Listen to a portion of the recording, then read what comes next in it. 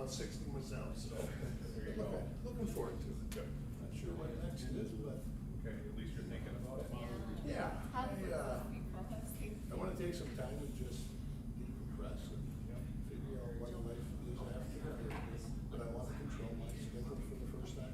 Yes, wouldn't that be nice? You know, just and part of it's not having to worry about who's taking attendance, whether I'm in the room.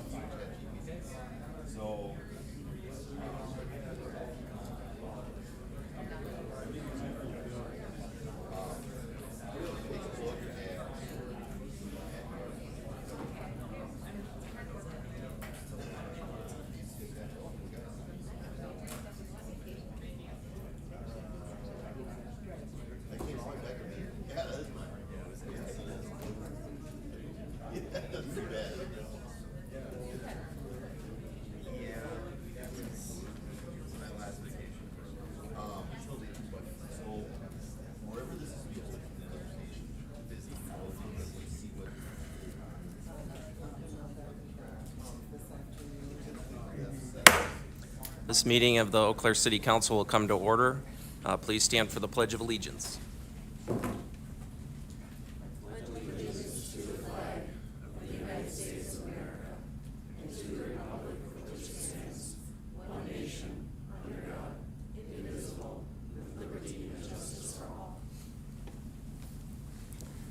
City Clerk, please call the roll. Councilmember Brewster. Here. Gregor. Here. Johnson. Imboga. Miller. Here. Orth. Here. Otto. Here. Reed. Here. Schoen. Here. Serrano. Here. Worthman. All right, thank you, City Clerk, and welcome everyone to the August 25th meeting of the Eau Claire City Council. The first item on our agenda, and you can find those in the back of the room, is the consent agenda. And some folks in the audience may be here for items number 1 through 13, which are the consent agenda. Please know that unless an item is pulled, all the items will pass or fail up with one vote. And you are welcome to leave the meeting if your item passes. Otherwise, you're certainly welcome to stay as well. And I just want to mention one thing related to the minutes, which is a consent agenda item. As there are replacement minutes on each council member's desk with a change that was caught to make the minutes more accurate. So thank you. Do any council members have questions regarding the consent agenda or wish to remove an item for separate consideration? All right. Then on a motion by Councilmember Serrano and seconded by Councilmember Brewster, the consent agenda has been moved. Is there any discussion on the consent agenda? All right, seeing none, City Clerk, please call the roll. Councilmember Brewster. Aye. Gregor. Aye. Miller. Aye. Orth. Aye. Otto. Aye. Reed. Aye. Schoen. Aye. Serrano. Aye. And that passes unanimously. All right, so now we're going to go into the commendations and proclamations section of the agenda, and we actually have 3 separate items. So the first is a proclamation, and then we'll go into a certificate of appreciation a bit later, and then a special recognition. But first, the proclamation is for Suicide Prevention Month, and I'd like to welcome Noel to the front of the room, and I'll read the proclamation.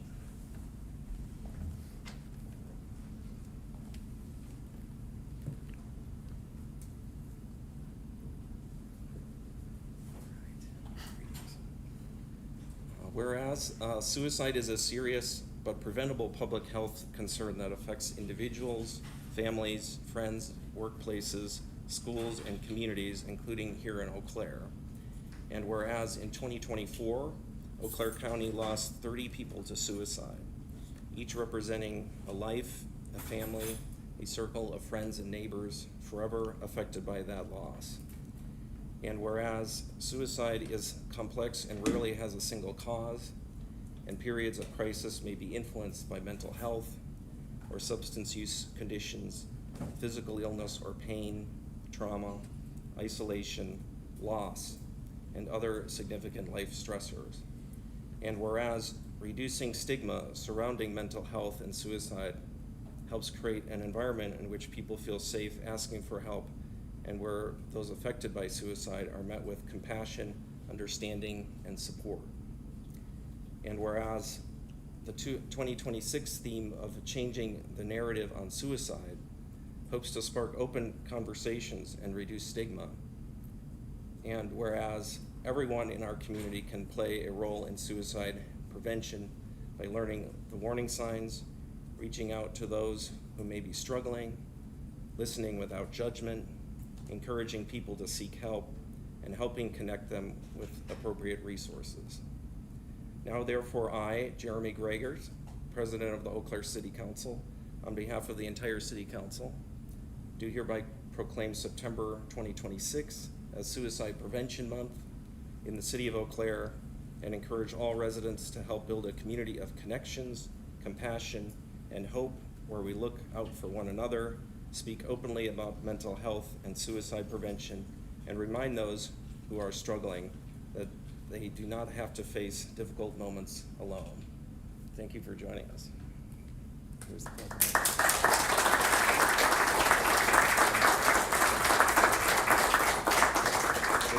Say a few words. Thank you so much for recognizing Suicide Prevention Month and for standing with the American Foundation for Suicide Prevention and all those in our community who have been impacted by suicide. We want to extend our thanks to Jeremy Gregor, the whole City Council, and City Management for their work in extending this proclamation and committing to highlighting this important issue in our community. This proclamation is more than words on a page. It sends an important message that suicide matters, suicide prevention matters, and that conversations about mental health and suicide belong in our community, and those who are struggling deserve support, connection, and hope. We recognize that many people who carry lived experience with them every day, including suicide loss survivors, attempt survivors, and those who have experienced suicidal thoughts. Their voices, experiences are an essential part of this work. This proclamation serves as a reminder that suicide is a serious but preventable public health issue, one that impacts families, workplaces, schools, and communities. Resources are available, including the 988 Suicide and Crisis Hotline nationally, and locally, Northwest Connections, which can be reached at 888-552-6642. Suicide prevention is something all of us can be a part of, and with this proclamation, we invite Eau Claire to join us this September and beyond by speaking openly about mental health, checking in on one another, recognizing the warning signs, and connecting people to support when it is needed. On behalf of the American Foundation for Suicide Prevention Wisconsin chapter, we thank you for making suicide prevention a priority and helping us build a community where people know that they are not alone and support is available. Thank you. Thank you.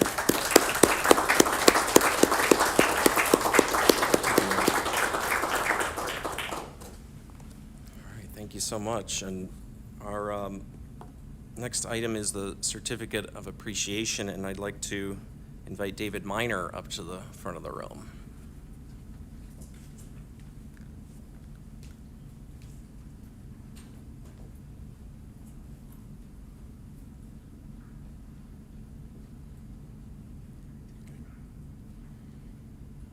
Whereas throughout a distinguished career in the Chamber of Commerce profession, David Miner has worked to strengthen communities, support local businesses, and foster economic vitality, including 9 years of dedicated service to the Eau Claire community as President and CEO of the Eau Claire Area Chamber of Commerce.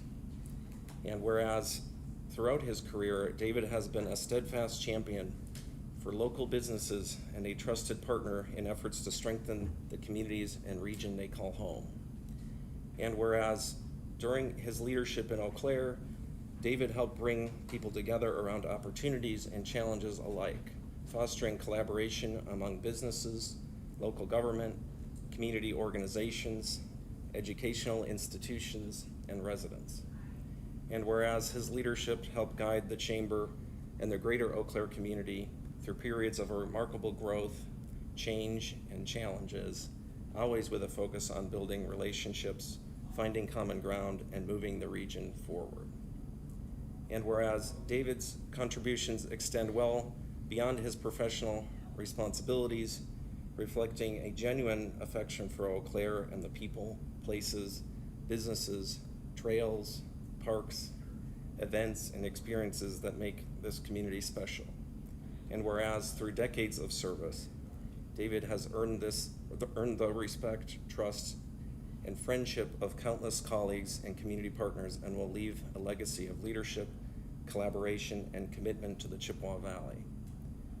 Now, therefore, on behalf of the City Council, its residents, businesses, and community partners, we extend our sincere appreciation and gratitude to David Miner for his outstanding service, leadership, and unwavering dedication to promoting and strengthening the city of Eau Claire, and with heartfelt thanks, wish him a happy and fulfilling retirement.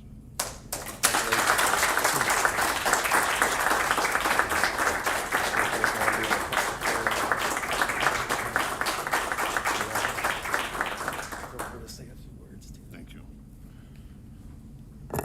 You should know better than to give me a microphone and say a few words. It's dangerous. I really just want to say one thing. Happened to have the honor to be with our governor this morning at a meeting and reminded his secretaries that were with him, we are the third fastest growing county in the state of Wisconsin. I hope you all know that. And if you think about it, remove number one, Madison, and no disrespect, because Madison will grow faster, always has been and will, because it's the capital and it's the Badgers. So we become number two. And over the next 25 years, we could become number one. But it's going to take one thing. It's going to take the city and the county and our school districts and our tech college and our university all to continue to work together. Some of you have traveled other places, but I will tell you in the state of Wisconsin, the uniqueness we have here of a collaboration, of all wanting to work together. Now, we're never all perfectly aligned, and we shouldn't be. But there are too many communities in this state pulling 365 degrees away from each other. We're not.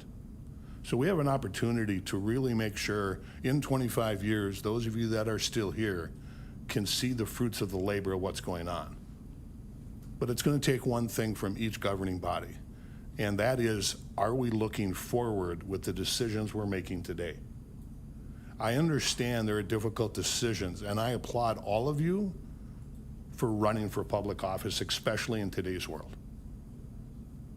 And yes, you need to look at what the impact is today, but I also encourage you to have one eye looking out. Is this going to help over 25 years? Is this going to help our community in the long run? Because that is the only way we're going to continue to grow. But the major reason we're going to grow is all of these bodies working together. Not one of us can do it alone. We saw that through COVID when Dale Peters called me one day and said, Dave, can we put a task force together? It happened again when HSHS and Prevea closed. As a community, we came together, and that's what makes the Chippewa Valley unique. And that's what makes it fun of being here and working here and being part of a community that truly does want to succeed together. So thank you for this.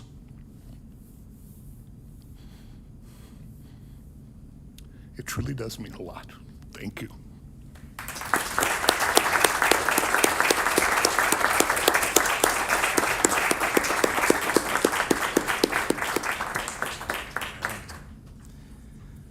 Well, yeah, if anyone would like to share anything, feel free, Larry. Thank you, Council President Dev, for all the things you have done. The only thing I will tell you from the community, thank you, thank you, thank you, thank you. That's it. Thank you, Councilmember Mboga. Yeah, definitely appreciate the service in all of Northwest Wisconsin. Obviously, you're up in Superior previously, David, and it's I think we're a much stronger place as a result. And just knowing that you'll be here and involved in the long run as well is very heartening to know, and to help spur collaboration, help make sure that we're always moving forward. So we have some comments from Councilmember Serrano as well. Thank you, Council President. Yeah, Dave, you, well, the proclamation, the certificate of appreciation explained this, but you have earned the respect of so many different people in the community, and that is because of what you just even talked about today, just keeping that North Star and being very clear about what drives us, not get bogged down with minutia, but really keeping us moving forward. So your last remarks to us really speak very true to who you are and the kind of leader you've been.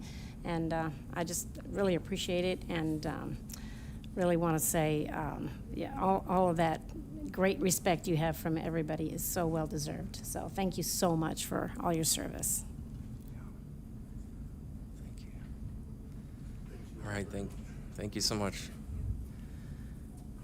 We'll move on to our next, we have a special recognition for two of our city arborists, and I'd like to invite Jacob Edge and Kyle Rader up to the front of the room.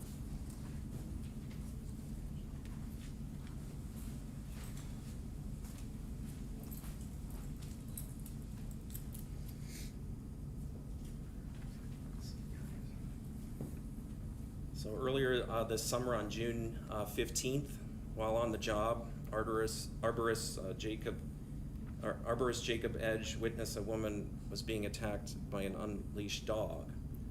Jacob immediately took action, stopped his truck, yelled to distract the dog, then opened the truck door for the woman to get in. The dog chased Jacob while he sprinted to get back into the truck. After gauging the extent of the woman's injuries, he ran to fellow arborist Kyle down the road to warn him. The pair ran back to the truck and used the first aid supplies in the truck to treat the woman's injury while they waited for law enforcement to arrive. These actions went above and beyond the normal duties of an arborist, and they reflect the kind of organization we want to be, where we are committed to serving the public and helping each other out. The two arborists displayed outstanding commitment to public service and community safety, and for that they deserve to be recognized. Thank you, Jacob and Kyle.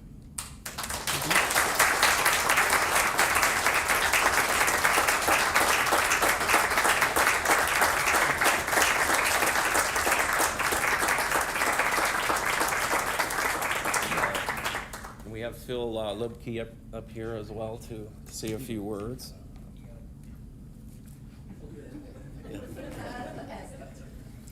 Yeah, if I may take a moment to brag about some of our fine employees, Jake and Kyle. I want to echo the thanks to you guys from Council President Gregert and the rest of the council, so thank you for acknowledging their efforts. And I also have a personal thank you to extend on behalf of the woman's dad, Don, who sits on the Waterways and Parks Commission, to which I'm a liaison. He found me in a meeting and wanted to extend his personal gratitude to you. So it doesn't go unnoticed. It is a cool opportunity to be able to brag about my employees and folks who I've worked with. And this is just in keeping with who I know them to be, and they represent the city very well. So know that they are the face of the city to lots of different people at different times, and they're wonderful stewards of that. So thank you.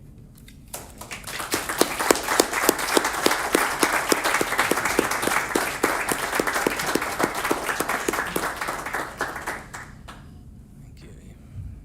Yeah, definitely heroic efforts, and you know, we see arborists out there in all sorts of conditions and working in dangerous, you know, situations, and really, you know, they know that there's unexpected things that can happen, and for neighbors in the community that they run across, and it's great to know that we have city employees throughout the city that are willing to step up and do what is needed, and very much appreciate the opportunity to recognize you tonight. So thank you.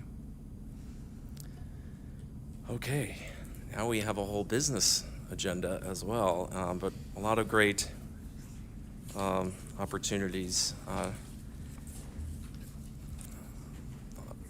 during our commendations and proclamations section as well. So I want to start with agenda item number 14. And this is a resolution granting a reserve combination Class B intoxicating liquor and fermented malt beverage license to Condesa LLC, doing business as Condesa at 200 Eau Claire Street, Hiram Escobalas agent. And we have our Assistant City Attorney, Blake Herbison, to present on this item. Welcome. Thank you, President Gregert. Good afternoon, good evening, council members. So we are here today to present a reserve combination Class B license for Condesa. So This is a sort of license that is traditionally brought to council because we are, as a municipality, limited in the number that we're able to issue. Currently, we have 18 available, so there's plenty of them in place, but just for your consideration, they are limited, so it's up to you to determine whether this would be an appropriate license to issue in our community. But in brief, Condesa is a full-service restaurant. It'll be located in the Haymarket, that commercial space near Haymarket and the Pablo Center. It'll focus primarily on high-end Latin fusion steakhouse-style cuisine with a dinner service Monday through Saturday and a brunch service Saturday and Sunday. As far as discussions in License Review Committee go, there are no concerns from the License Review Committee, and there's no objection to council granting this license. So I'm available if you have any questions for your consideration. Thank you. Councilmember Brewster has a question. Thank you, Council President. So the reserve combination Class B, those are the ones that are non-transferable to another address or business, correct? Yes, that's correct. So there are regular Class B licenses that can be transferred between persons and addresses. The reserve would be specific for this applicant and this location. Thank you. Councilmember Miller. Thank you, Council President. To follow up on Councilmember Brewster's question, so the one that is transferable, that'd be a combination. What's that called? It's the combination B, but not reserve? That's right. So I'd call it a regular combination Class B. There's a distinction that happened back in 1997 that set a certain number of regular and reserve for different municipalities. So, and that's the key distinction between the two. The regular combination Class B have the ability to transfer from person to person, place to place. The reserve is going to be is not able to transfer to the same extent. And the last I recall, we have none of those currently available. Is that correct on that? That's my understanding. Okay. So the regulars are not available at this time. Okay, thank you. Thank you. Any other questions from the council? All right. Well, then we'll move this item. Thank you for your presentation. So on a motion by Councilmember Orth and seconded by Councilmember Miller, this item is moved. Is there any discussion? We have Councilmember Serrano. Thank you, Council President Gregert. I personally just want to express my excitement and enthusiasm about this particular development of this particular establishment, being a full-service restaurant right there at the Haymarket Plaza, and the kind of food variety that it's going to bring to Eau Claire. So I'm personally really eager to see this particular business flourish. Thank you, Councilmember Serrano. Any other discussion by the council before we move to a vote? All right, seeing none, City Clerk, please call the roll. Councilmember Gregor, Aye. Imboga, Aye. Miller, Aye. Orth, Aye. Otto, Aye. Reed, Aye. Schoen, Aye. Serrano, Aye. Brewster. Aye. And that passes unanimously. On to agenda item number 15, resolution recommending endorsement and support of the Western Wisconsin Regional Outdoor Recreation Plan for urban areas. And we have Recreation and Facilities Manager Patrick Newkirk to present on this item. Welcome. Thank you, Council President Gregert and council members. The item before you for your consideration today is a resolution of acknowledgement and appreciation of the Western Wisconsin Urban Outdoor Recreation Plan. I have an overview of the plan here once we can get the slides up there. Here we go. So this is a plan that has been in the works for about a year and a half now, started actually back in late 2024. In collaboration and really led by Visit Eau Claire and with the National Park Service. It is specifically regarding an urban area as defined by the USDA. There is also a rural area plan that includes multiple counties throughout western Wisconsin, but this plan is specifically focused on the urban area, so that's what we'll be talking about here. There were some grant restrictions that required the separation of the two areas within the plan. And because there are two plans, it requires close coordination between the two different planning committees. And these two plans are intended to be implemented in tandem over time with the different entities involved in their creation. The urban subcommittee consisted of members of city staff from the city of Eau Claire, city of Chippewa Falls, city of Altoona, village of Lake Hallie, Eau Claire and Chippewa counties, town of Seymour, town of Washington, representatives from Visit Eau Claire and Go Chippewa. And then we also had some assistance from the National Park Service in the development of this plan as well. The urban area, to help people understand what that means, it's defined by the USDA. So this map here represents the boundaries of the urban area. So everything within that defined boundary is what is considered in this urban area plan. So I will point out that there are things that members of the community within the Chippewa Valley may consider to be part of the urban area in their minds, but they're not necessarily within this urban area boundary. So that would be why things like Lois Creek County Park, for example, are just outside the boundary, so you wouldn't see those in here. The intent of this plan, it does not replace our City of Eau Claire Comprehensive Outdoor Recreation Plan. It is intended as a supplement, and it is designed so that communities can work together to help build the outdoor recreation economy in western Wisconsin with the ultimate goal of turning the area into a 5-star outdoor recreation destination. I'm thinking of ourselves as the hub of outdoor recreation in western Wisconsin. The first step in this plan was to create a vision statement. Where does the plan want to have things end up? So the vision statement of this plan is that the 8-county region is a top destination offering diverse, quality, year-round outdoor recreation and arts opportunities for residents, visitors, and guests of all ages and abilities, while supporting recreation-related businesses and job growth so that the region benefits from a strong outdoor recreation economy, vibrant communities, a healthy environment, and a wide array of outdoor activity options. So pretty broad-based vision statement there to work on. We, as a group, had to decide on some guiding principles to help in the formation of the plan. Again, led by Visit Eau Claire and National Park Service, creating some exercises for those participating to help hone in on the development of the plan. Those guiding principles are here. Think regionally, so zoom out from just the city of Eau Claire. Think about the region and think about the people coming into the region to participate in outdoor recreation. We want to become the regional hub for outdoor recreation in western Wisconsin.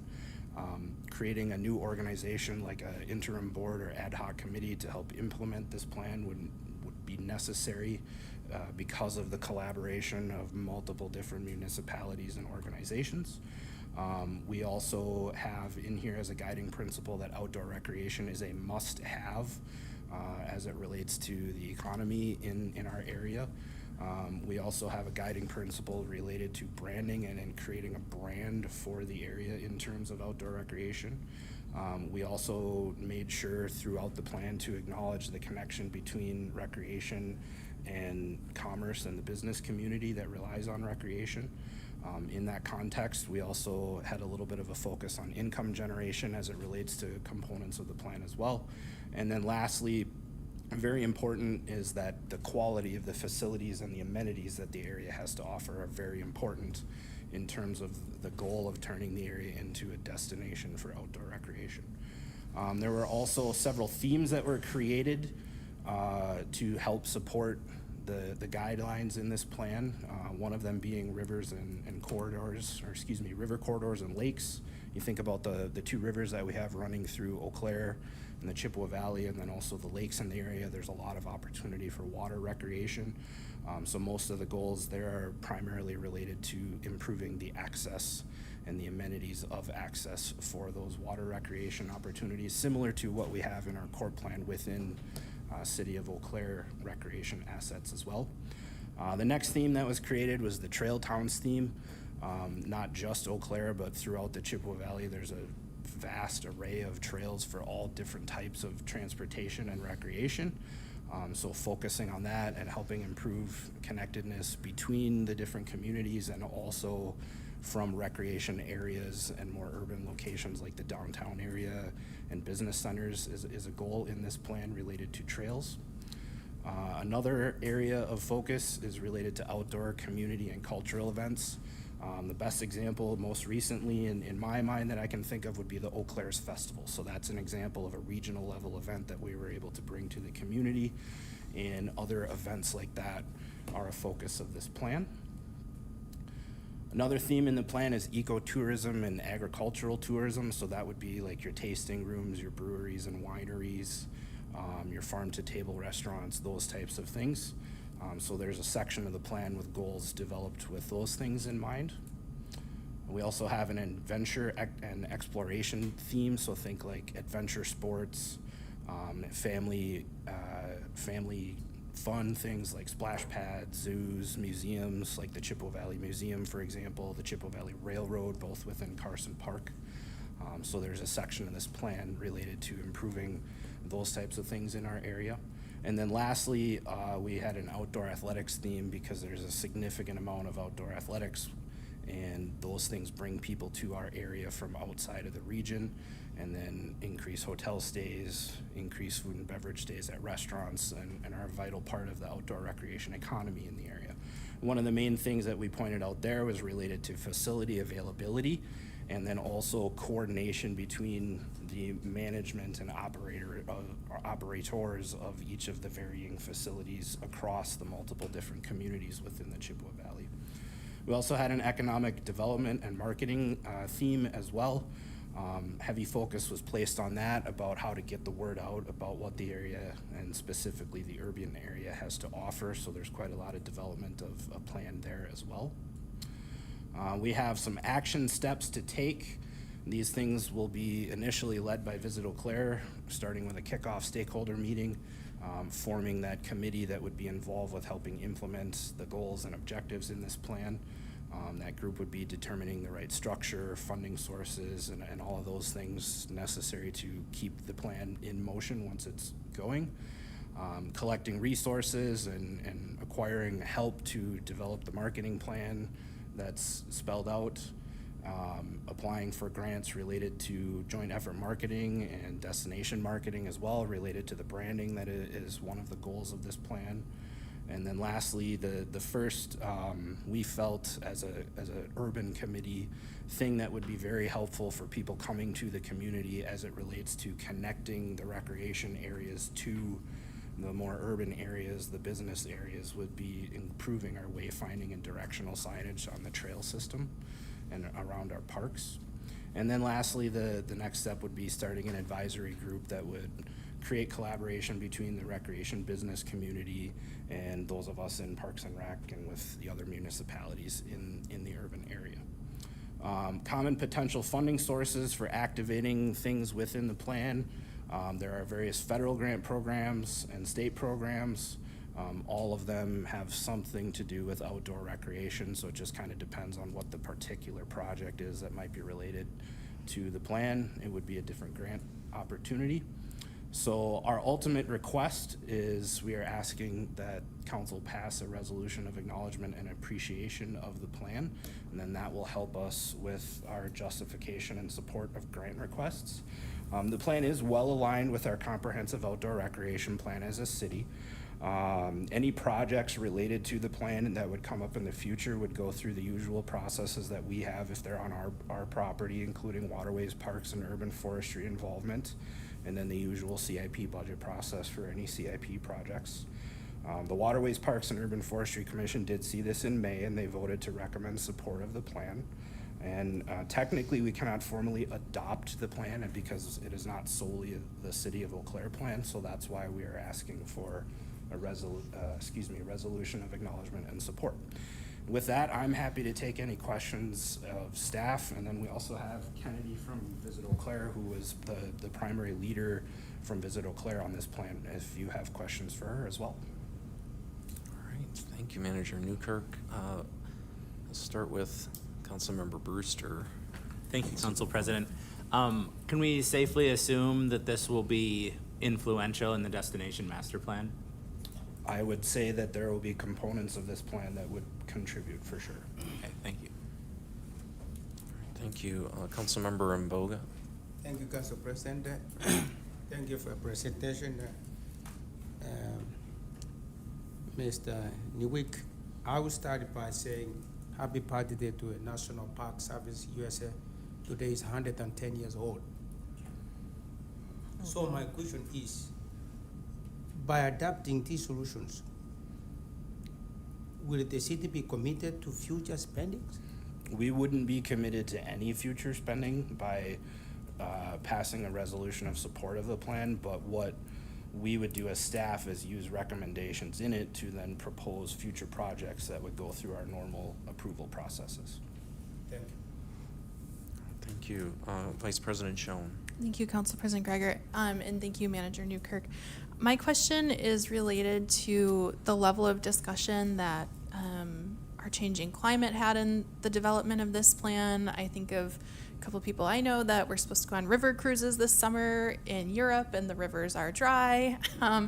And just thinking about how influential, I know that there's a specific objective and a goal related to river and lake management. So I'm just curious if you could share more about sort of the conversations had or stakeholders at the table in that regard. Sure. So, you know, everything in the park development world is a balance. There's the balance between development for a specific purpose and then conservation of habitat and keeping things as they are. So I would say that anything that's proposed in this plan or recommended to be undertaken would require significant community input, as we would normally go through for anything that we're doing ourselves.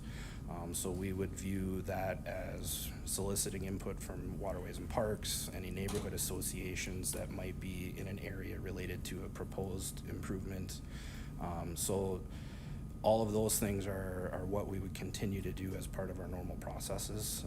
So again, sort of like the Corp, this is basically a guide, and then we have to do the work of making the best decisions moving forward with the guide in mind. Thank you. Thanks. Councilmember Orth.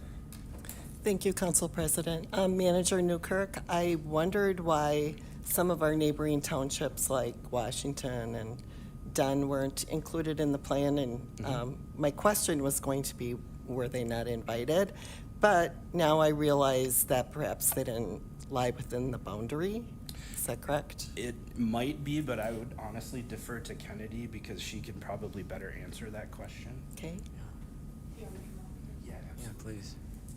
I wish I could answer that question really well, but those boundaries were drawn by USDA Rural Development, so it was based on the metrics that they created, and I'm not sure what those specifically are. But yeah, that's really what determined the boundary and why it looks so funky. Thank you.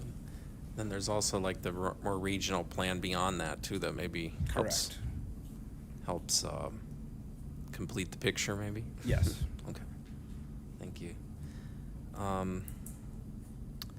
Councilmember Otto? Well, thank you, Council President. Thank you for this presentation. It reminds me of what Mr. Miner said just minutes ago about inter-regional cooperation that makes this area stand out. So I think this is a fantastic plan. I'm wondering if you could elaborate on the origin, the scale, and the likelihood of the grants that we're applying for.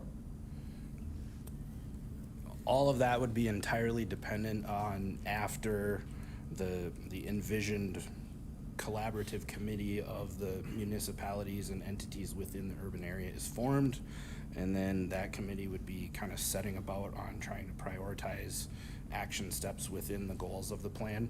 So I can't really say for sure because it would be entirely dependent on which projects are identified as things to try to get done first. Thank you.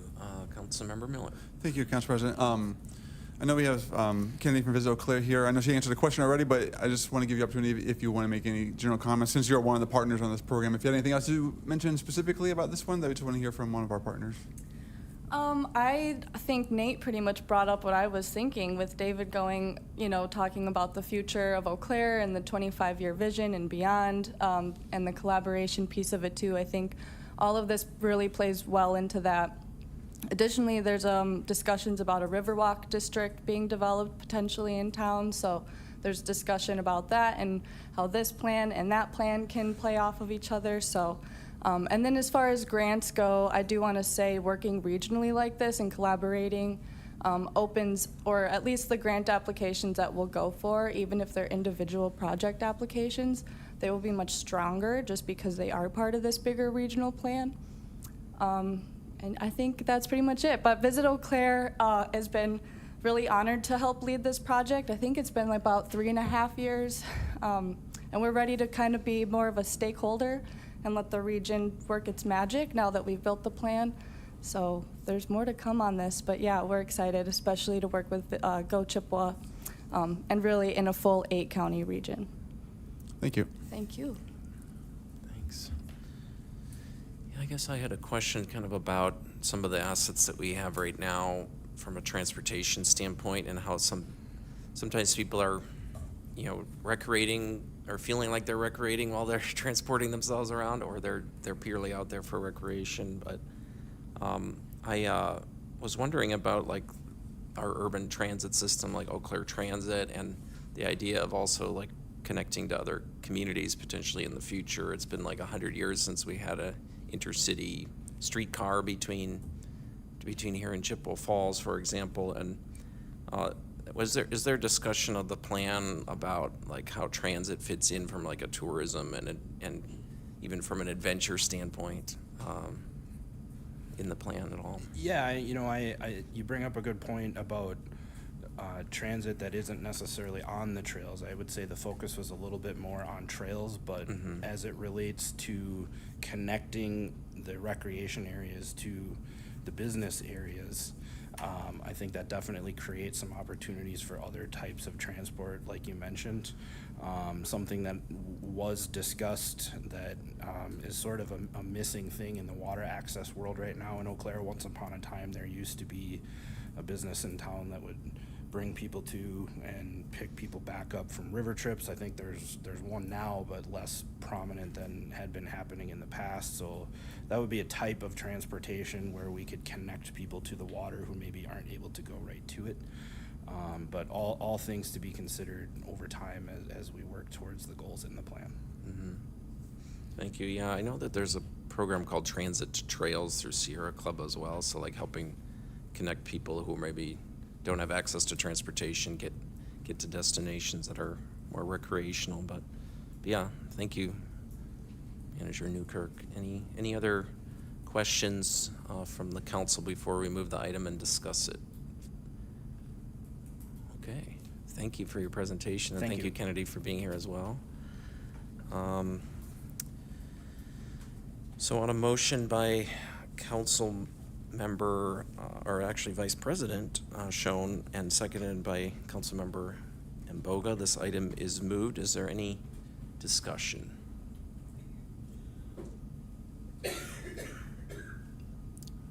Councilmember Miller. Thank you, Council President. I just want to, again, give thanks to all the subcommittee members. Just listening here, the City of Altoona, Chippewa Falls, Eau Claire County, Go Chippewa, Lake Hallie, Seymour, Visit Eau Claire, and the Wisconsin Central Regional Planning Commission are all involved in the crafting of this recreation plan. It's extremely extensive. I perused it. It's got 127 pages it's a well thought out, organized plan that's really going to help us be a regional destination for tourism and continue to grow the region and showcase what we have here. So big thanks to everybody involved. Yeah, thank you, Councilmember Miller. All right, any other discussion or support? All right, seeing none, City Clerk, please call the roll. Councilmember Mboga. Aye. Miller. Aye. Orth. Aye. Otto. Aye. Reed. Aye. Schoen. Aye. Serrano. Aye. Brewster. Aye. Gregor. Aye. All right, and that passes unanimously. Congratulations. All right, agenda item number 16 is a resolution authorizing the Community Services Department to accept a monetary donation of $300 from Downtown Eau Claire Incorporated for free transit rides. And because this item amends the budget, a 2/3 vote of elected members or 8 affirmative votes is required for adoption. And we have our transit manager, Katrina Running, here to present. Yeah, Welcome. good afternoon, everybody. Before you is a resolution to accept a donation for free transit rides on the day of Fall Fest this year, which is September 12th. We're really excited about this opportunity again this year. They've done this for a number of years, and I know last year we brought a bus and were able to talk with a lot of community members. It was about 2 weeks before our transfer center opened, so really excited to be involved this year when we have a transfer center that people would arrive in. So very excited about this opportunity, and thank you to DECI for reaching out to us. All right, thank you. Any questions for Ms. Running? Okay, thank you. Thank you. Yeah. So on a motion by Councilmember Otto and seconded by Councilmember Reed, this item is moved. Is there any discussion on this donation? All right, well, yeah, I just want to thank DECI for, obviously the Fall Festival, but the extra incentive for folks to try transit and, I think the attendance at the Fall Festival is in the many thousands, so it'll really help people access the event and make a more sustainable community and showcase our transit center. So appreciate it. Seeing no other discussion, City Clerk, please call the roll. Councilmember Miller. Aye. Orth. Aye. Otto. Aye. Reed. Aye. Schoen. Aye. Serrano. Aye. Brewster. Aye. Gregor. Aye. And Boga. Aye. And that passes unanimously. Okay, the next item is number 18, resolution providing for the sale of approximately 12,645,000 general obligation promissory notes, Series 2026A. And Point of order, Council President. I think we skipped item 17. oops, thank you. Number 17, resolution authorizing 2026 budget adjustments for the adopted operating and capital budgets. And because this item amends the budget, a 2/3 vote of elected members or 8 affirmative votes is required for adoption. And we have our budget analyst, Michael Corbel, here to present. Welcome. Hello, good afternoon, City Council members. So my item on the agenda today is our standard process of bringing periodic budget adjustments before you for City Council approval. And today I will have both operating adjustments as well as some capital adjustments. So to start with, I'll start with the 26 operating budget adjustments. So item number 1, this is for the Ellie Phillips Memorial Public Library, and they have Q2 budget adjustments in the amount of $31,078.91. And this was from various gifts and grants that have been received during that time. Item number 2 is for the Health Department. They have Q1 budget adjustments in the amount of $531,500, and that is in various grants and donations received. And then item number 3 is also for the Health Department. It's for their Q2 budget adjustments, and they received $28,000 in various grants and donations. Item number 4, this item is requesting to move $33,600 within the Central Equipment Fund. This would move the budget from the repair parts and supplies line to the miscellaneous contractual services line item. The reason for this request is deployment of the fleet management component of Cartograph, and Cartograph is our asset management software program. This adjustment does not increase the total amount of the budget. It simply moves the money to a different expense line item within Central agricultural equipment. Item number 5, we received $463.67 in reimbursement for police services that were provided for a visit from Senator Tammy Baldwin. Item number 6, we received $416.40 in reimbursement for police services, and that was for a visit from Congressman Derek Van Orden. Item number 7, this adjustment moves payroll budget from the police parking enforcement to the neighborhood services department. Due to changes in parking enforcement responsibilities, the police department's community service officer 2 position has been temporarily authorized to be filled as a constituent services associate 2 within the neighborhood services department. This adjustment does not change the overall general fund budget as a whole. It is simply shifting the budget from one department to another, because neighborhood services is completing that responsibility now. So that is it for the 26 operating budget adjustments. The last few items here are related to capital budget adjustments. Item number 8 is for our police department. This adjustment would increase the 2026 police body armor replacement project by $12,548.34. And this is due to receiving an award from the Bureau of Justice Assistance through the Bulletproof Vest Partnership Program. Item number 9 is for the Hobbs Ice Arena. This adjustment is requesting to move $20,000 from the 2026 refrigeration compressor overhaul project. $10,000 of this would be moved to the 26 floor pump rebuild and replacement project, and then the other $10,000 would be moved to the 26 cooling main pipe insulation project. The reason for this request is the bids for one project were under budget, and then the bids for the other 2 projects were slightly over budget, so this is just redistributing that budget as needed to complete those projects. It does not create an overall increase for the Hobbs capital budget in total. And then the last item this evening is number 10. This is for the Parks and Recreation Department. This request is to reallocate funds from the 2026 citywide staining project to a new project, and this project would be the Phoenix Park pedestrian bridge decking.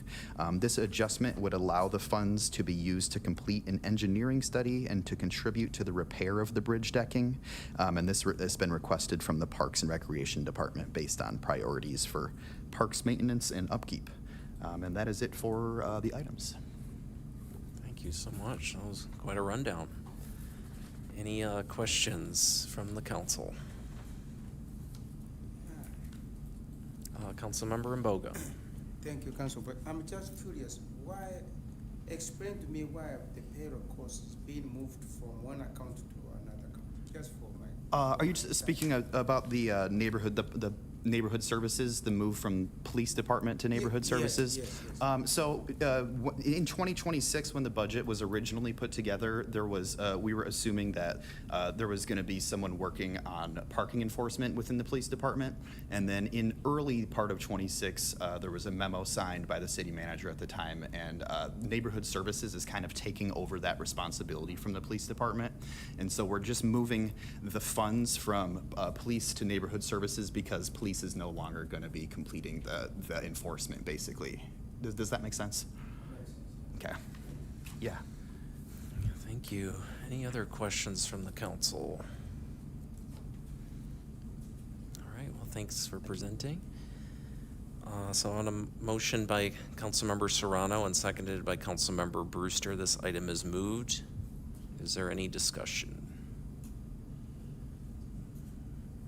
Seeing none, City Clerk, please call the roll. Councilmember Orth. Aye. Otto. Aye. Reed. Aye. Schoen. Aye. Serrano. Aye. Brewster. Aye. Gragert. Aye. Mbogo. Aye. Miller. Aye. And that passes unanimously. And I will read again, item number 18. Thank you, Councilmember Miller, earlier for correcting me. Resolution providing for the sale of approximately 12,645,000 general obligation promissory notes, Series 2026A, and we have our Finance Director, could see Winters to present on this and maybe on the others too. I don't know, but Yes. they're pretty this- similar. Good evening, President Gregor, Council. This presentation covers all three of the next agenda items in relation to 2 note issues and 1 bond issue. Our current general obligation debt levy is around 13.1 million, and not including the health and library. This graph is indicative of where if we weren't doing any more projects, that's the payoff, so that would be over 19 years. The first bond issue, or note issue, excuse me, is a tax exempt general obligation project. So those are all for a public purpose. Annually, we borrow $5 million for an investment in the streets and sidewalk improvements. That isn't going as far as it used to be, but we continue to invest $5 million there. Stormwater system improvements is an investment in expansion and repair. Fire department is $1.2 million, I want to say, for a fire pumper truck, and another $150,000 in relation to the command vehicles, so replacing the fleet of those first vehicles that are on the scene. Transportation and transit, it's our annual investment in the bus replacements. That would be our 20% portion in addition to a security system enhancements. Land, building, and equipment is repair. So it's repair of existing building projects, IT infrastructure, cemetery buildings, and other related safety equipment for police and fire. This year it would be an annual investment into our radio system. We're starting a project with communications. And lead service line replacement is a 50% portion that's unable to, about at the end of that project, this is the portion that is not billed back to the ratepayers. Current promissory note on tax exempt interest rates is around 4.3%. That is, we have a estimate in there for any rate volatility, but we do get, this is the current market rates. So we're still receiving a good interest rate with a AA2 bond rating. Taxable GO projects, so I had a question about what's the difference between non-taxable and taxable. So taxable are more of a private purpose. So that could be where we're gonna buy land and sell that. It'll be in relation to any developer agreements that we've signed. RDA, so that could be something where we're acquiring a property or then look to sell that or do something different with that under statute. So our taxable projects are in relation to TIDs. TID 17 and TID 13 are all developer agreements in relation to housing and capital projects. County E property acquisition that we just passed, or that you just passed this year, and land acquisition reserve. RDA affordable housing project, I would say that's more land acquisition and market rate housing. But that covers all the full scope of anything under the RDA statute there. That interest rate is a little bit higher at 5.9%, so we do work with our bond counsel to make sure that we definitely delineate between taxable and non-taxable. Water projects are separated, those are revenue bonds. We have expansion, main replacements is something in our standard replacement plan. 2 of the projects that you've approved outside of the normal annual projects, I guess you would say, a Folsom water tower will be painted to extend the useful life, in addition to starting our well replacement plan. The water utility supports repayment of the revenue bonds. Those are closer to a general obligation rate of 4.4%. So that, the 2026 bond issue, those, part of that has repayments. So the TIDs, the water utility, RDA, they have a payment source. They pay for that. The debt issuance that is passed on to the taxpayers is about a $700,000 increase over 2026. That's around, I want to say it's about a 5% increase in the debt levy. But what I love about math is there's a numerator and a denominator here. So even though there might be a 5% increase in debt and the numerator, we're always growing. So they had equalized value on that denominator, spreads that out to more assessed value, more taxpayers. So the tax levy per 1,000 is actually going down 0.03. So it's going from 1.48 to 1.45. It's kind of a confusing principle, but there's more people to share in that cost or the share in those increased taxes. We still have a very good limit on our debt capacity, so a little bit over 50%. That gap can close if we're not growing, so it's really important to keep our net. It's another reason that we want to keep growing.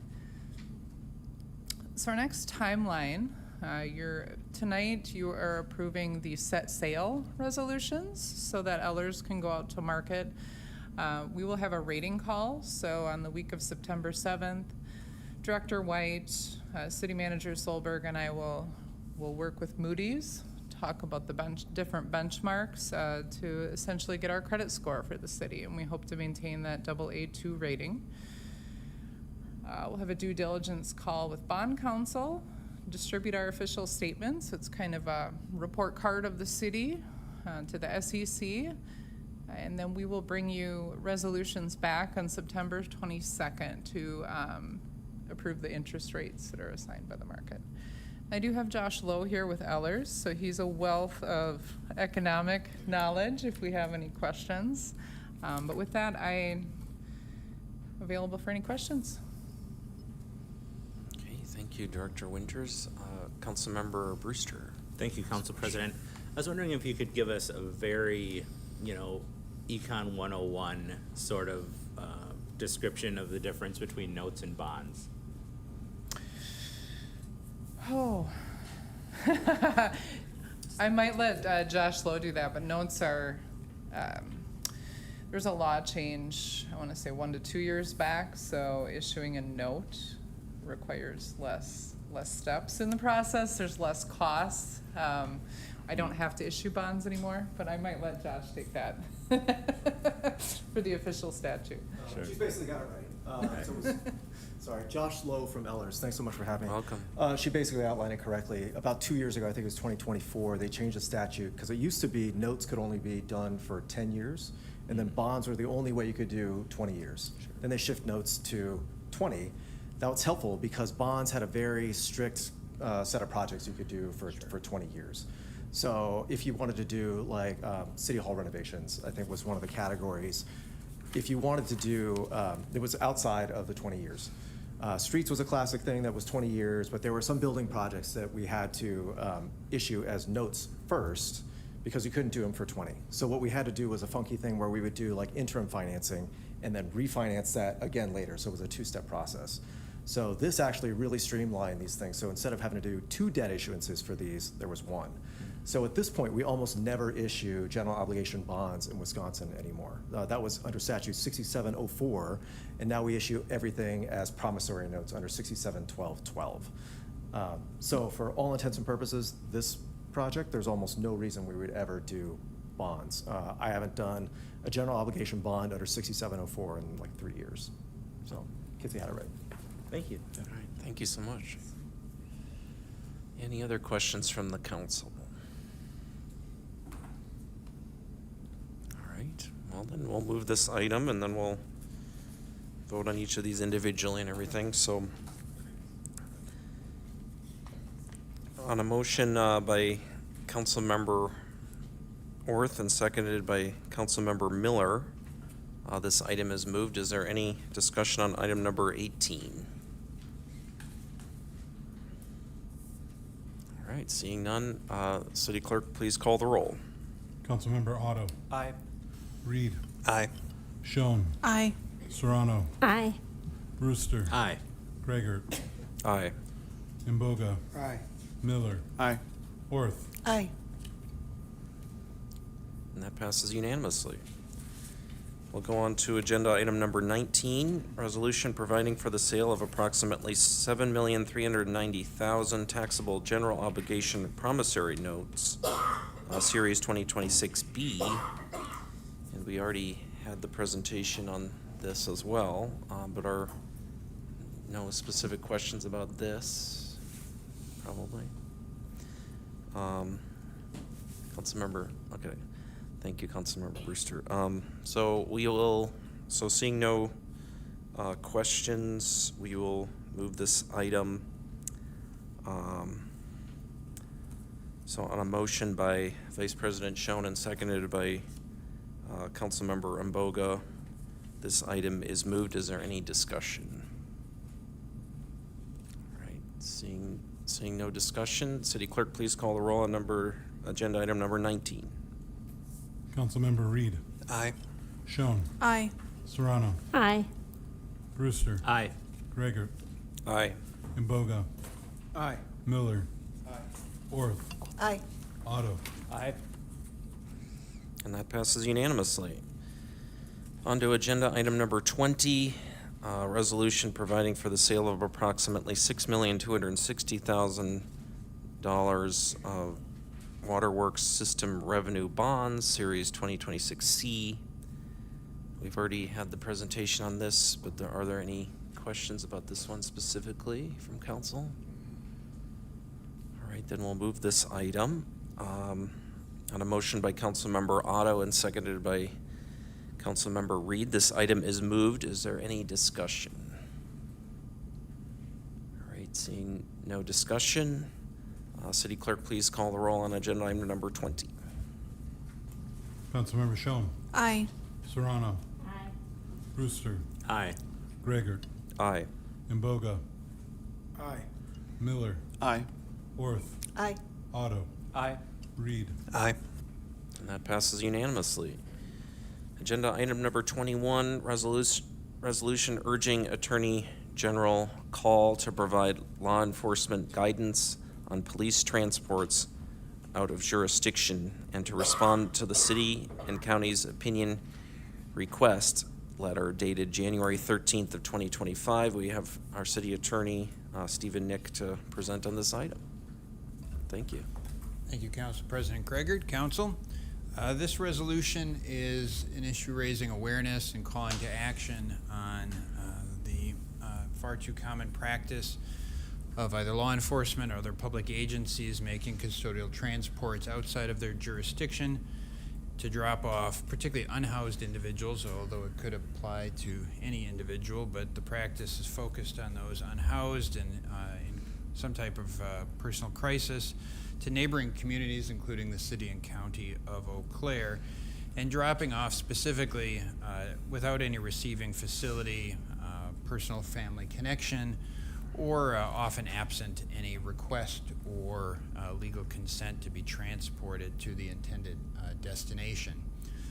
This is an issue certainly of legal importance, but it is also one of personal welfare, civil rights, public safety, and really the policy issues attendant to what is a local, state, and national issue of especially those unhoused and suffering from various types of physical, mental, ADA, other life challenges, personal crises, being transported from jurisdiction to jurisdiction,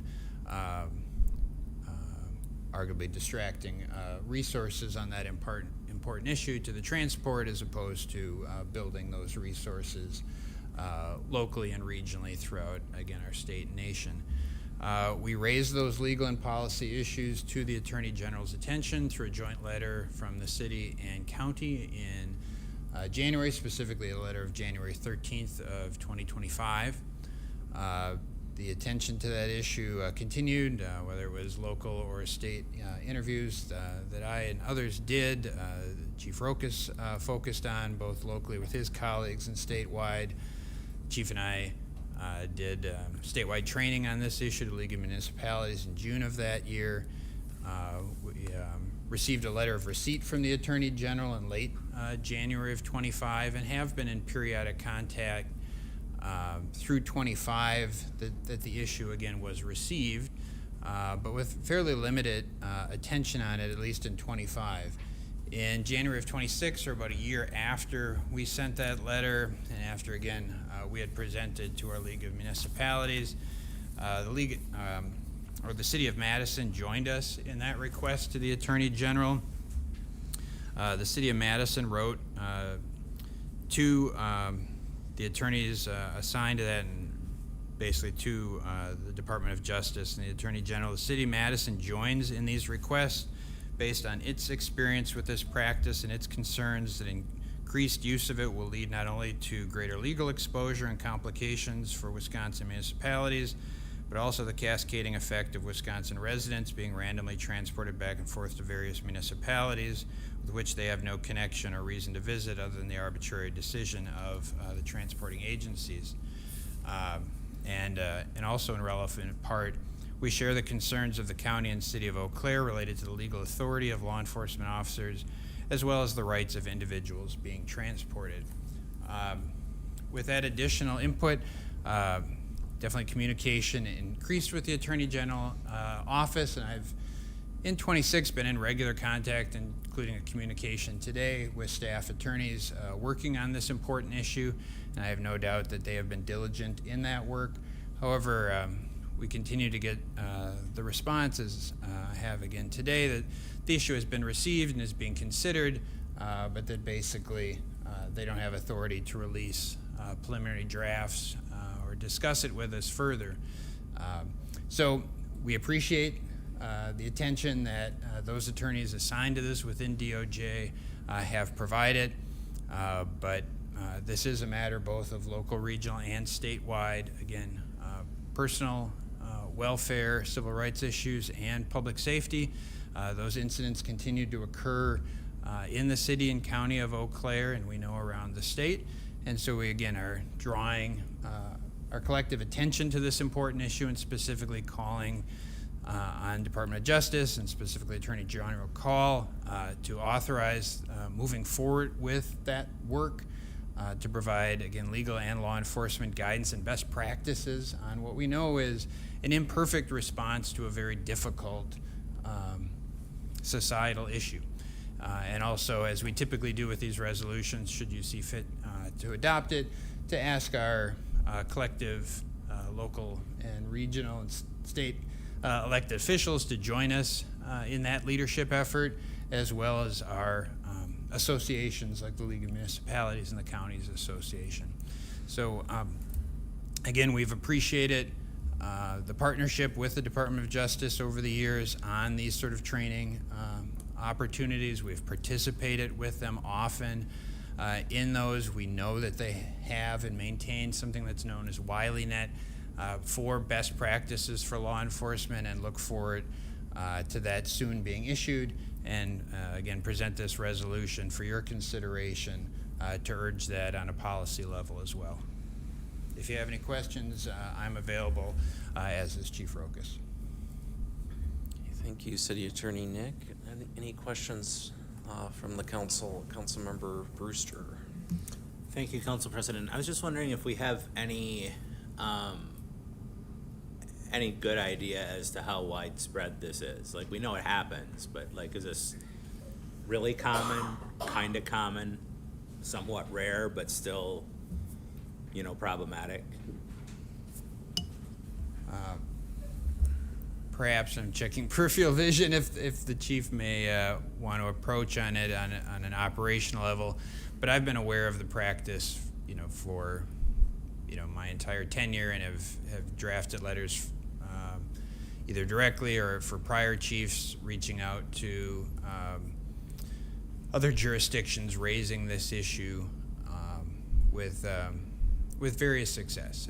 And again, a difficult issue, and we know it's not anyone's first choice, but it continues to occur and occur far too often, certainly since the limited sample of examples we raised in the letter to the Attorney General, it has continued to occur, and ones that are equal or greater concern both for, again, personal safety, civil rights, and our own community safety. Thank you. Councilmember Miller? Thank you, Council President. City Attorney Nick, so just in the letter, there are some examples that happened prior to the date of the letter of January 2025. Just in case Councilmember Brewster's question was more vague, mine is more specifically, since this original letter date, have we had specific examples of repeat instances of regional bodies, of police forces, et cetera, bringing individuals to Eau Claire since this letter specifically? Yes, quite a few of them, and certainly one of notable concern where Washburn County, several counties away, transported an individual in custody, in handcuffs, a person who had been arrested in Spooner, if I recall correctly, and brought to the Washburn County Jail for booking. Booking being an obligation of the sheriff. Instead of booking the individual, deputy was directed with colorful language that I won't repeat here to get that individual out, and that person was transported again in custody to Eau Claire, uncuffed, let loose on the streets of Eau Claire, where soon after, as an individual was in crisis, created several incidents, including one that required the complete clearing of a Culver's. Thank you. Thank you. Vice President Schoen. Thank you, Council President Gregor. I appreciate staff raising this issue again. It's one that this council has considered before, obviously, and understands the gravity of. Just while we're considering the issue again, I'm wondering if either you or Chief Rokas might be able, just for benefit, I think, of the collective community in this council, considering the item again, could share just what is our own practice. I know it was included in our packet, but just if you could highlight that, or if Chief Rokas could speak to our own policy for transporting individuals out of our jurisdiction. Welcome, Chief. Thank you, Council President, Vice President Schoen, and the other members of the City Council. Yes, since the letter to Attorney General Josh Kaul was issued, absent direction from the Attorney General's office, we have developed our own policy on this matter that has several very important components to it. So this is our department policy and practice with it, that our sworn personnel should not transport individuals outside our city's corporate limits unless the transport is requested by the person. Our policy also prohibits our officers from suggesting it to the person. We want to make sure that it's consensual and is with consent. If that person who's experiencing crisis or dealing with some hardship requests that and it's consensual, our officer needs to have supervisory approval to do the transport. Additionally, they need to get supervisory approval, and then also consistent with state statute to notify the receiving jurisdiction that we will be bringing someone into their community or into their jurisdiction. Additionally, our officers are required to make sure that there's some type of warm handoff to services. So some of the most acute examples that we're aware of that have happened in the city of Eau Claire is where they're just kind of dropped off outside of a closed shelter. Or on a dark street corner in an unfamiliar community without any supports or services. And so if we're going to do that, it needs to be lawful with consent. We need to notify the receiving jurisdiction, and we need to coordinate with that county's human services department, contact a relative, a friend, another support system, and then have that warm handoff so we're not causing someone who's already experiencing hardship and difficulty to be experiencing that on even a more acute basis in an unfamiliar community as well. When backing up a little bit, when receiving the request or consent, our officers are outfitted with body-worn camera systems, and so our officers are required to have their camera systems on during that entire interaction, so that it's documented that consent is provided, that it wasn't suggested by the officer itself. And then during that transport, quite contrary to the example offered by Attorney Nick for the Washburn County example, if that transport occurs, that the body-worn camera stays on for the entirety of the transport and the contact with the person. Thank you very much. Yeah, thank you, Chief Rokas. Any other questions? Councilmember Mbogo. Thank you. Thank you, Council President. Chief Lucas, I did not get it very clear. What does the state statute say? Did you say about warm welcome? Did you say something like that? It's not a statutory requirement. The term I used is a warm handoff to services. Yeah. And so it's not anything legally required through state statute. It's something that we require of our officers through our department policy, which dictates how our officers conduct themselves in the community. So if we're going to take someone outside of our community, it's at their request, and then the warm handoff to services term is that we're leaving them somewhere where they're safe and where they're supportive. So if they're dealing with a mental health crisis or mental health issues, there's a treatment facility, health care, a shelter, a family member, a friend that's going to be receiving them. And so the warm handoff to services is a term that we've developed or taken from somewhere else, or that I don't know the exact origin of, but that we're not just leaving them on a street corner or at a gas station, an unfamiliar place. We're leaving them where they have help or support or care.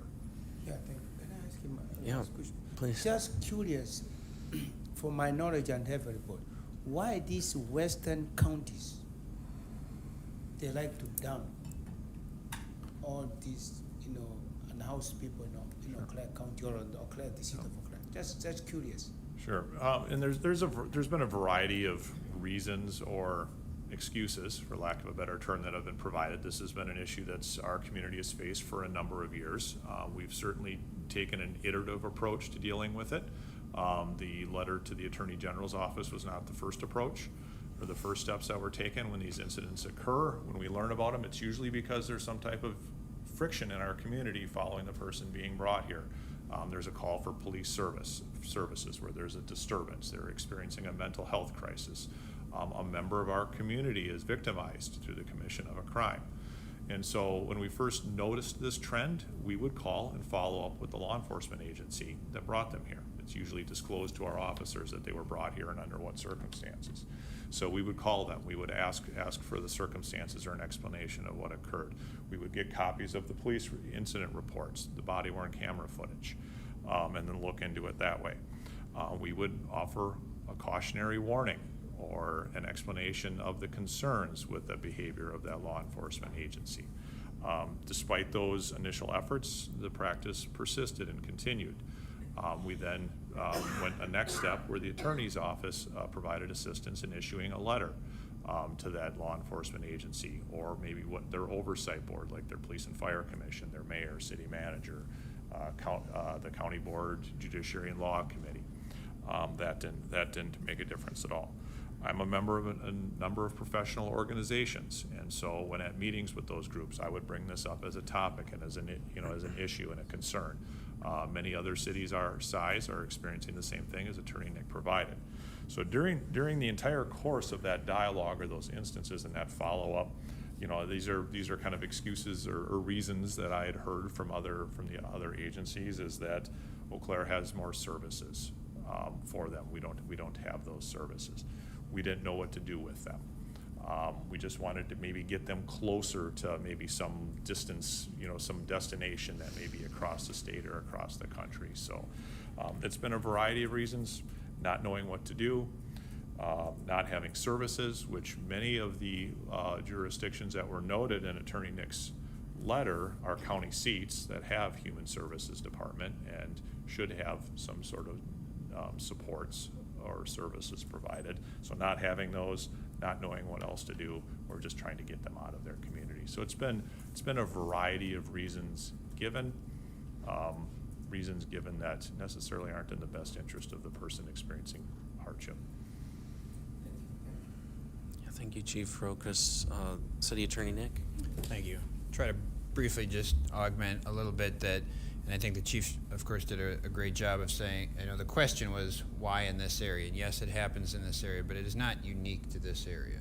So that's why Madison joined. When I talked to the city attorney of Waukesha, they experienced the same issue and joined in that call and recognized, frankly, an earlier practice that they've now discontinued of doing sort of the same thing.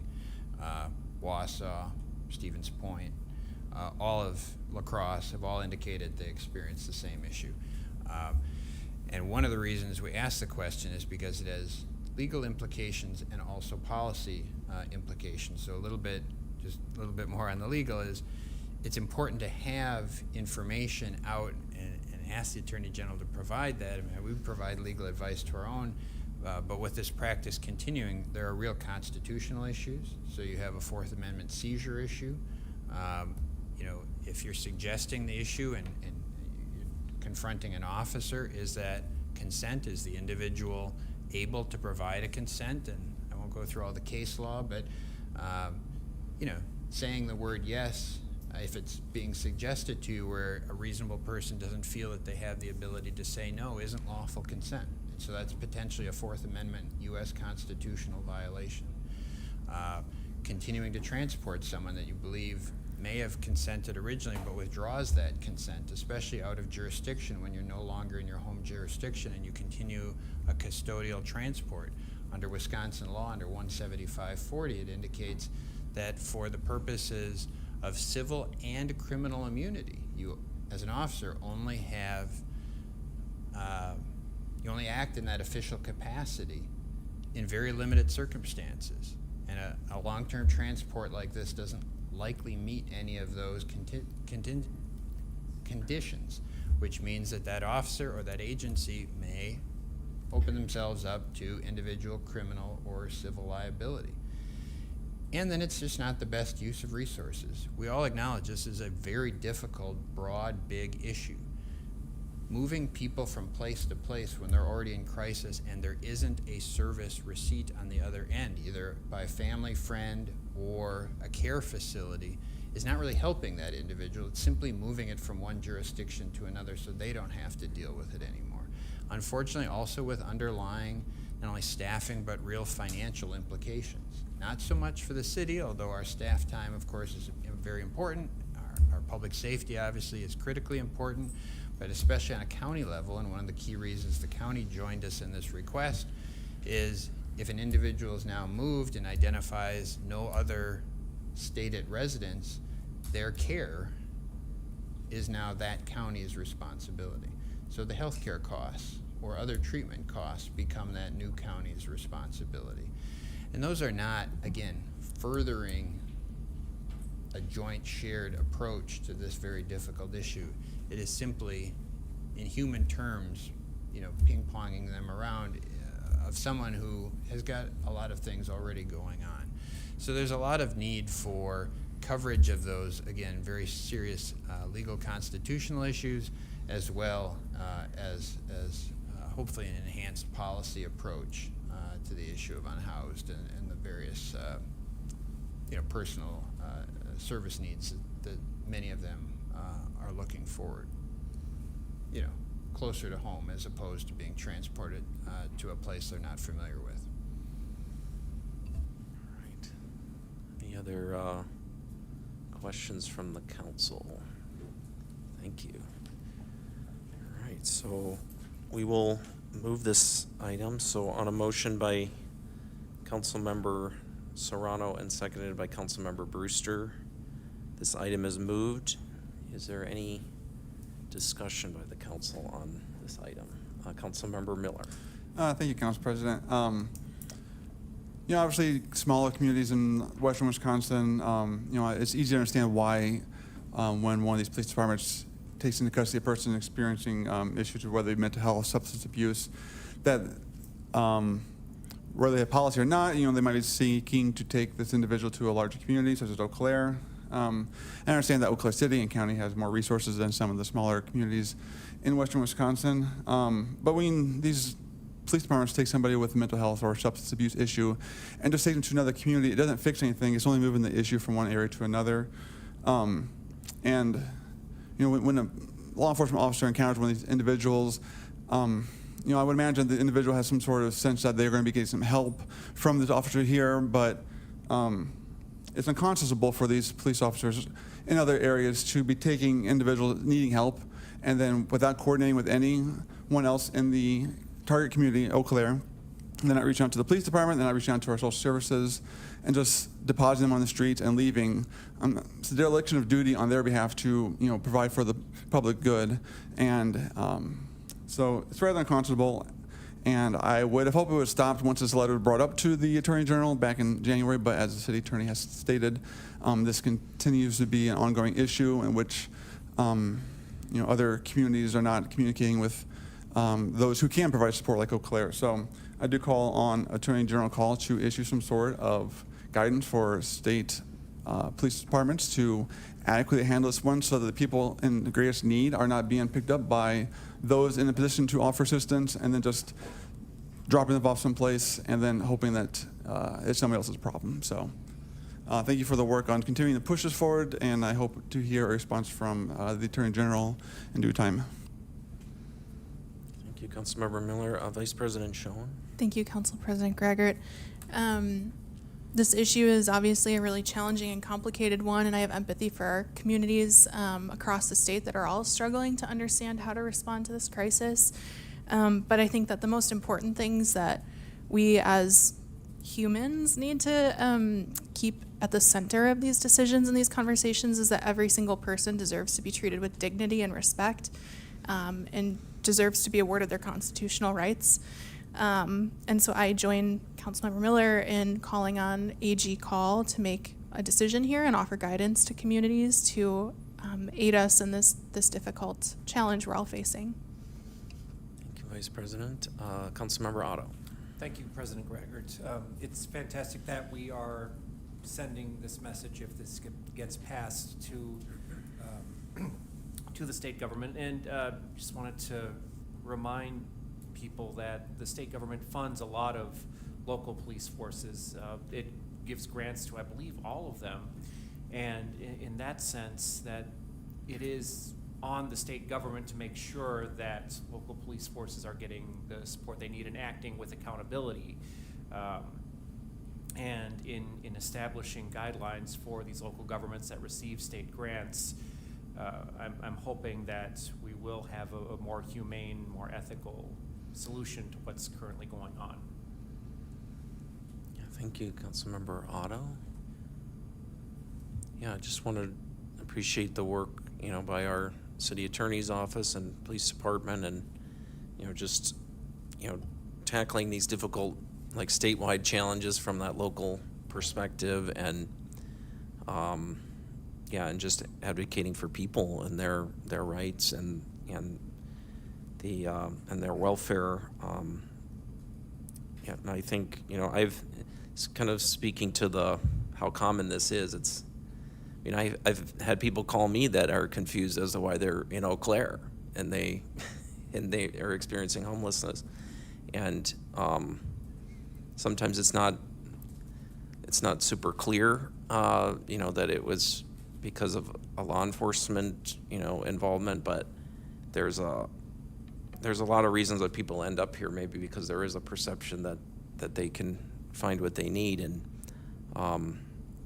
it's so it's a very complicated topic, and it's hard to know exactly, like, you know, everybody's story, and like the very personal, challenging times for people that we just need to be as compassionate and also as diligent as possible to make sure that local governments know what the best way they can address these issues with the state and with other jurisdictions. So appreciate the work that's gone in. I'm frustrated, you know, by the lack of, you know, response that we've gotten so far from the Attorney General's office, but I think it sounds like we've kept that communication channel very open, and there's opportunity for this to move relatively quickly, potentially, as well, just because we're because we're on top of it, so appreciate the work. Any other discussion from the council? All right, seeing none, City Clerk, please call the roll. Councilmember Serrano. Aye. Brewster. Aye. Gregor. Aye. Imboga. Aye. Miller. Aye. Orth. Aye. Otto. Aye. Reed. Aye. Schoen. Aye. And that passes unanimously. All right, we're now into the section called Ordinances for Action. Agenda item number 22, ordinance annexing land to the city of Eau Claire located in the town of Washington, Eau Claire County, as shown on planning drawing number 26-1A. Annexation ordinances require a 2/3 vote of the elected members of the governing body in accordance per Wisconsin statute 66.02178. Therefore, 8 affirmative votes are required of the 11 elected council members for the council to pass an annexation ordinance. And we have a presentation from Planning Manager Ned Noel. Thanks for joining us. President Gregor and council members. I'm here filling in for Director White. This item is an annexation request due to a failing septic system. It's about an acre along East Hamilton. The state has found this in the public interest. It helps to close up an irregular boundary. Next slide. This is a subject location map. Next slide. And this is a property aerial.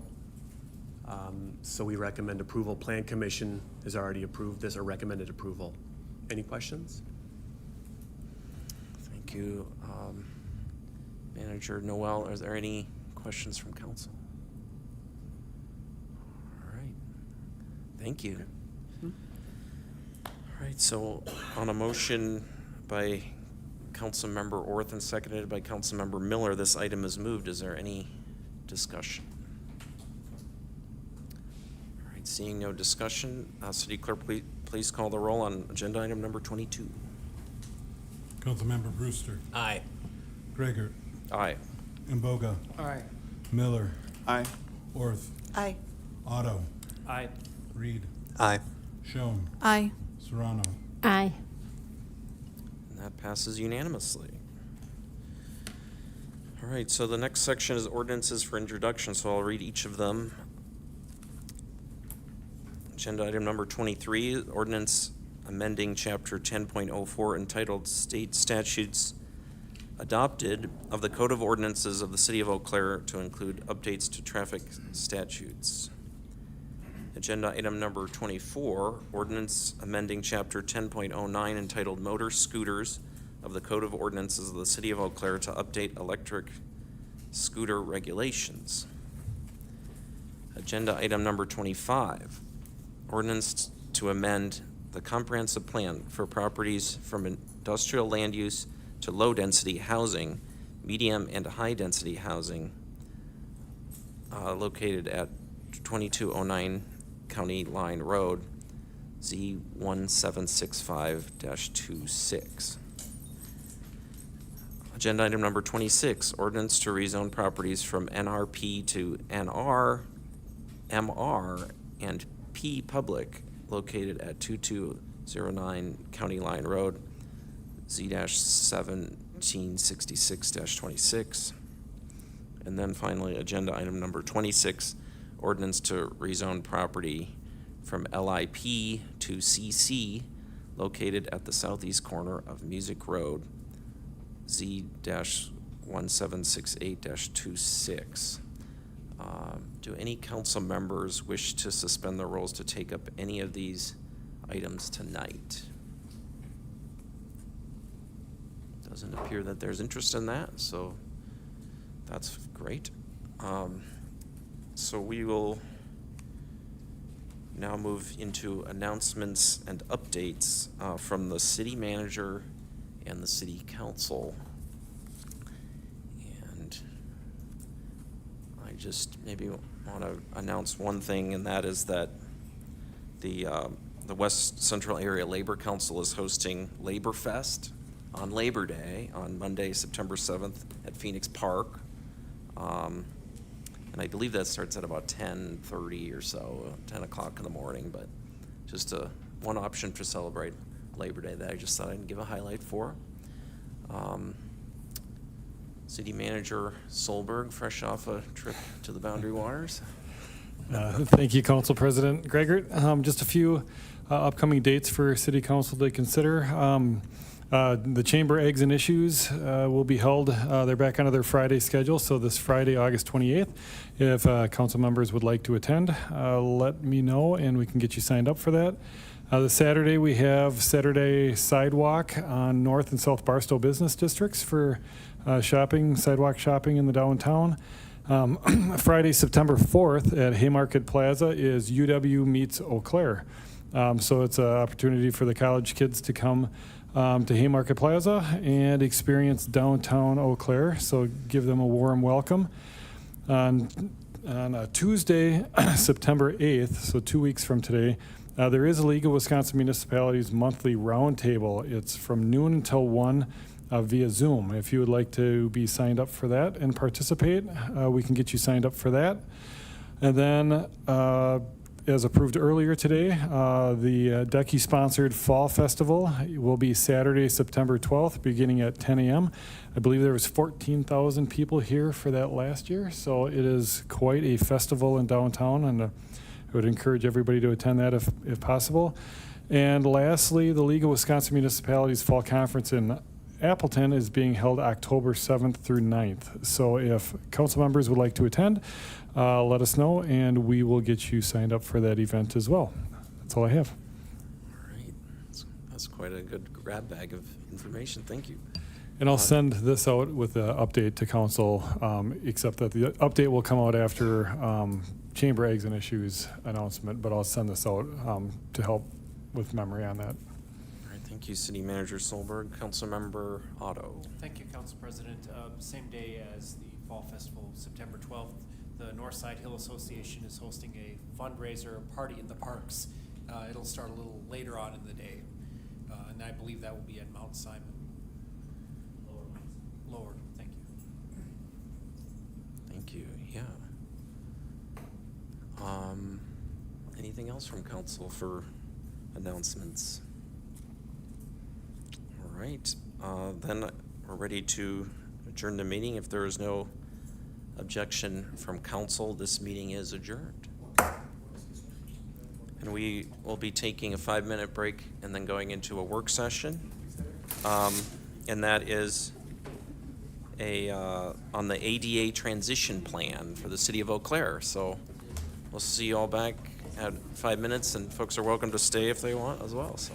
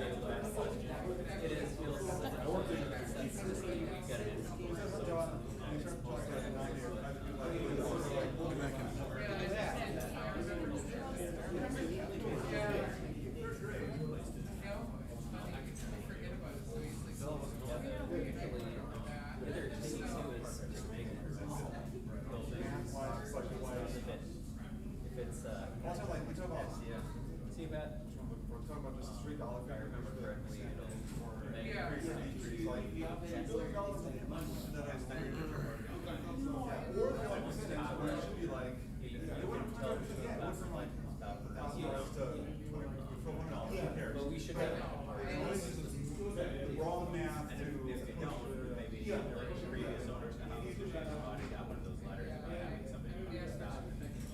Yeah, oh yeah, we'll come out. Get that confirmed, so, yeah. We'll be on it for sure. Thank you so much. Okay, have a good night. Madam Chair? Is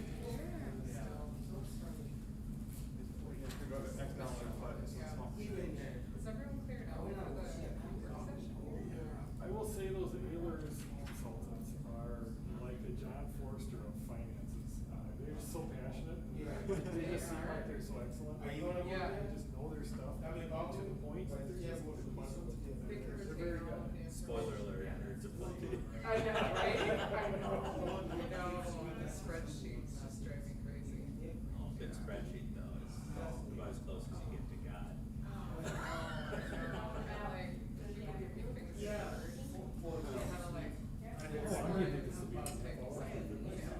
It's 22 slides, well, it depends how many. I just like type paragraphs into Excel and send it to you. I haven't used it yet because it's so, that's on my calendar. Yeah. So, Like I can't leave Excel. So if I give you a Word document, I won't be like jealous. Like, what to do with this? Unless I have to write a research paper, it's all, I live in Excel.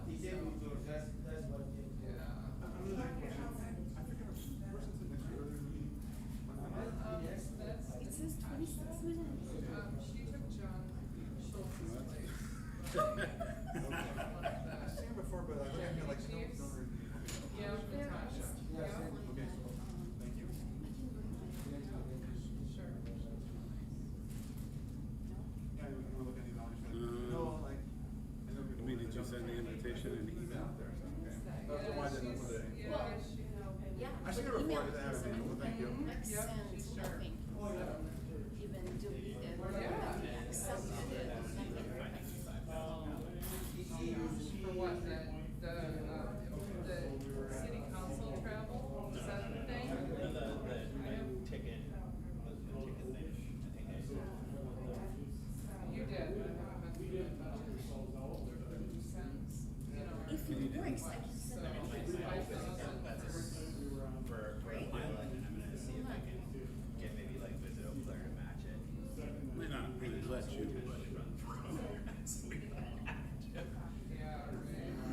no, I'm not done. In my head, it seems like a small amount, but I haven't cut stuff. Even small. You can take it away.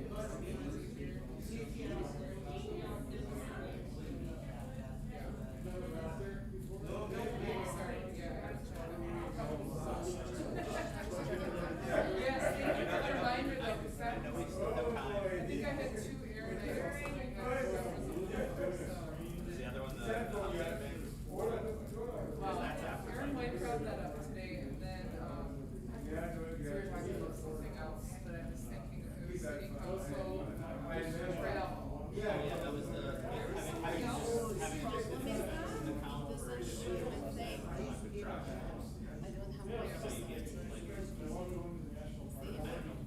whatever amount you think is reasonable per given chunk. It should be enough to do like, National League of Cities thing if you want to use it all for that. Otherwise, if it's for going to like local events that you're expected to do that, then that's something that.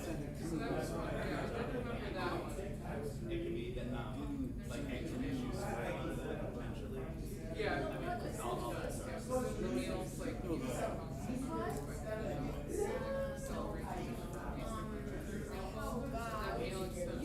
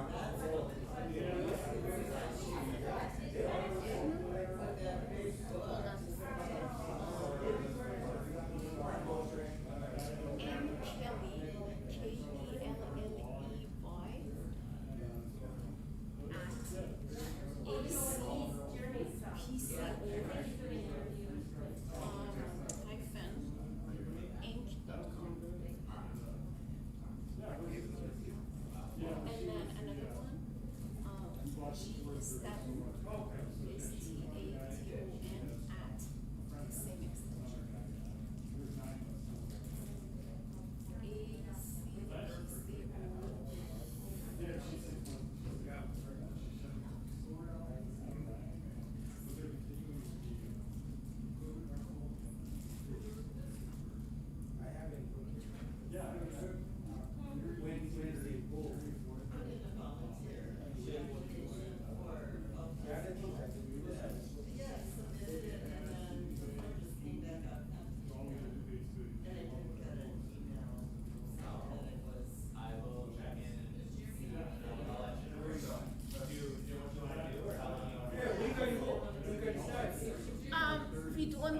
We don't have them yet. Like the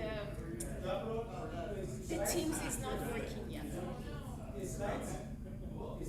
Just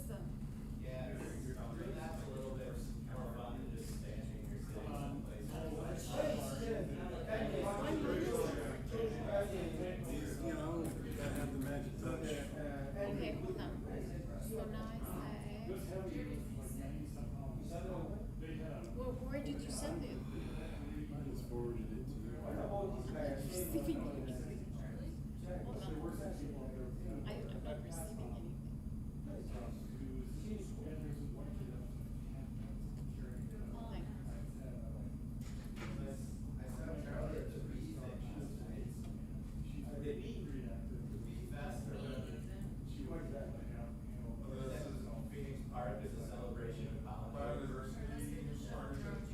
Probably gonna update about 30 minutes.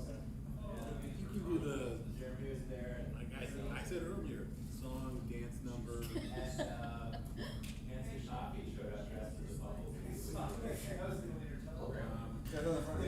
All right. We have to wait a little. Oh, okay. It's not working yet. Hold it. Sorry?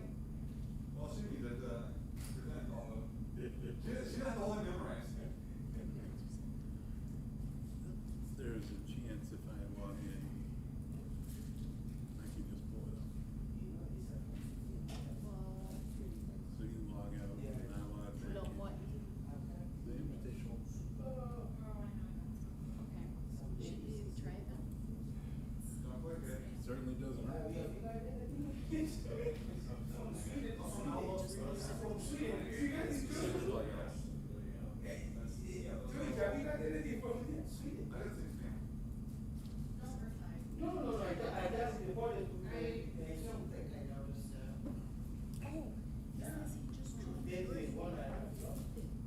Okay. So we need to get mine out of this. So we gotta log out of your account.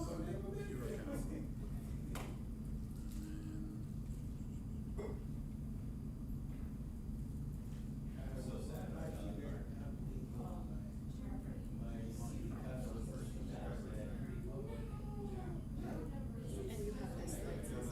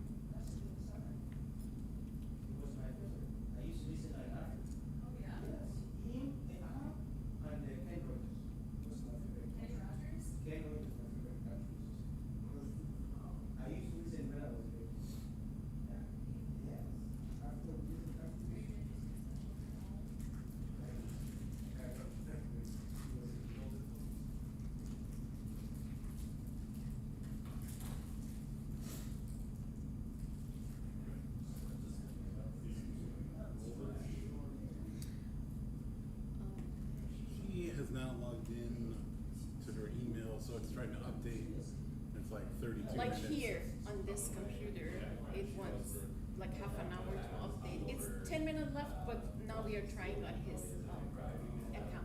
So.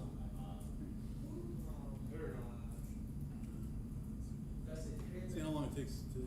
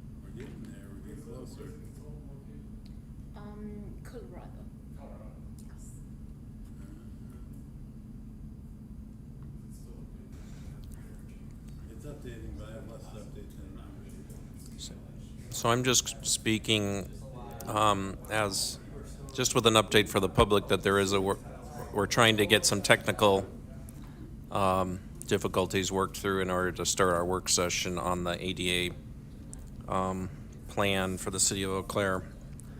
But we do not have that figured out yet.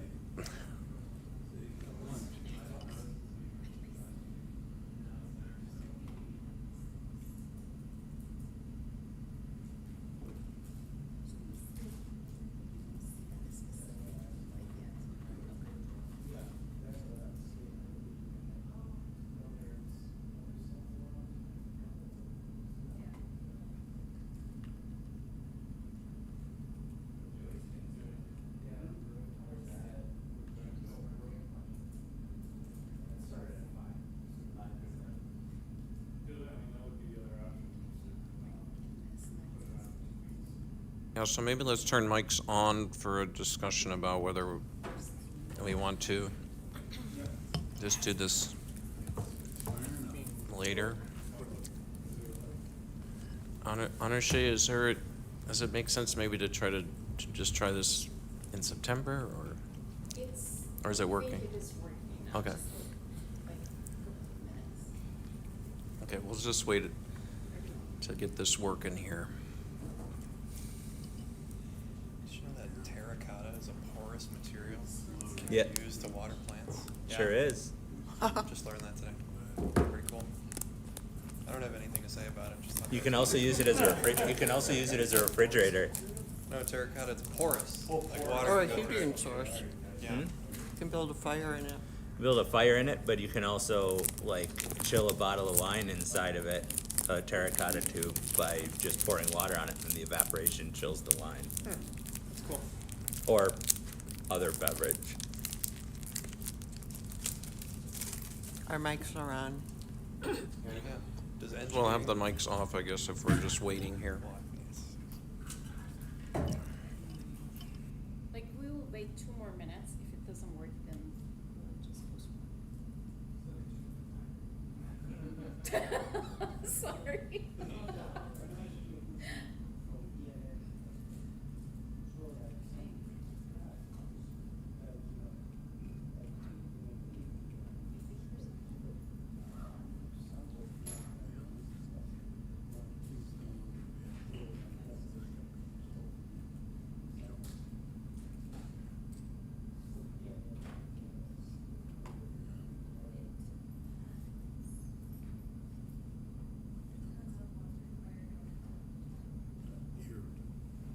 No?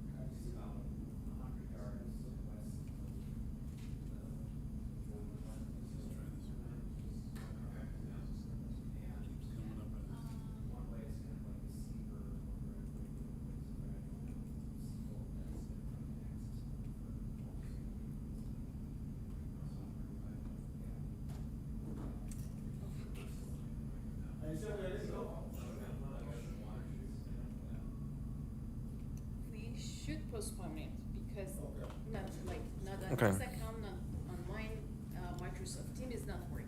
So Okay, so we're just having technical issues, so we are going to not do the work session tonight, but rather try to do it maybe after our September 8th meeting, which is Tuesday, September 8th.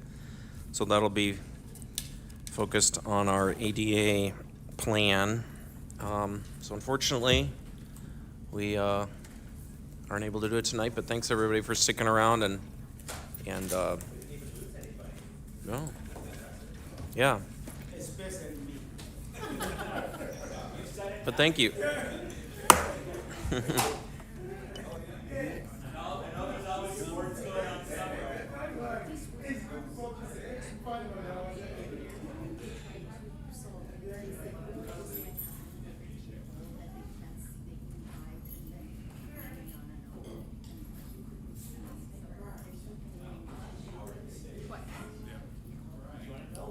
Well, we gave it the old college try.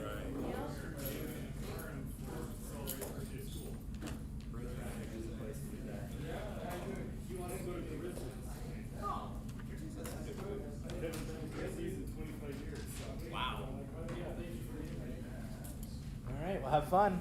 Yeah. Catch you later. Why am I going up this way? Well, sorry then. Yeah, I know. Apparently they have been updating this stuff today, so